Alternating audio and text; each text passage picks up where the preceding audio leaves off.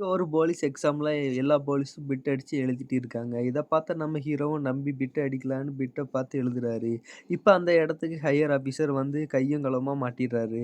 அதனால வேற வழி இல்லாம அடுத்த எக்ஸாமுக்கு பையன்கிட்டயே பிட் அடிக்க கத்துக்கிறாரு. இப்ப அவனும் பல டெக்னிக் கத்து தரான். அதனால தைரியமா எக்ஸாம் ஹாலுக்கு போயிட்டு எழுத ஆரம்பிக்கிறாரு.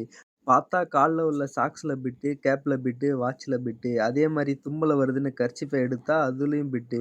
கையில அடிபட்டிருக்கு, பேண்டேஜ் போட்டிருக்காரு. அதுலயும் கூட பிட்டு. இப்ப செக் பண்றதுக்கு அதே ஹையர் ஆபிசர் வந்திருக்கிறாரு. "நீ தானய்யா போன வாட்டி பிட் அடிச்சு மாட்டிக்கிட்டன்னு" திரும்ப நல்லா செக் பண்றாரு. நம்ம ஹீரோவோட கர்ச்சீப்ப எடுத்து பார்க்குறாரு. பார்த்தா அவர்கிட்ட எந்த பிட்டும் இல்ல. போயிட்டாரு. எப்புட்றா நம்ம ஹீரோ தப்பிச்சாருன்னு பார்த்தா, ஹையர் ஆஃபீஸ் வர்றத பார்த்தா அவரு கர்ச்சீப்ப எடுத்து முதுகு பின்னாடி வச்சிர்றாரு. வேற கர்ச்சீப்ப எடுத்து வைக்கிறாரு. இதனால பிட் அடிச்சு தெரியாம நேக்கா தப்பிச்சிர்றாரு. இத அவர் பையன்கிட்ட சொல்லி சந்தோஷப்படுறாரு. அதனால ஒரு வழியா புரமோஷன் வாங்கி அசிஸ்டன்ட் எஸ்ஏ ஆகிர்றாரு.